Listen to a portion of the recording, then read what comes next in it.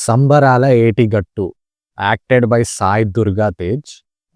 నిన్ననే ఈ మూవీ నుంచి మనకొక గ్లింప్స్ రిలీజ్ అయింది 'కార్నేజ్' అని పేరుతోటి. నాకు మెయిన్ హైలైట్ ఏమనిపించిందంటే ఆ గ్లింప్స్ చూసాక సాయి దుర్గా తేజ్ గారి బాడీ ట్రాన్స్‌ఫర్మేషన్. సో, యాక్సిడెంట్ తర్వాత ఇలాంటి body transformation it's not an easy thing. చాలా ఎఫర్ట్ పెట్టుంటారు. ఈ గ్లింప్స్ చూసాక నాకనిపించింది ఏంటంటే ఇది కూడా ఒక రూరల్ బ్యాక్‌డ్రాప్‌లో సెట్ అయిన స్టోరీ లాగుంది. విచ్ ఈస్ వెరీ రా అండ్ రస్టిక్.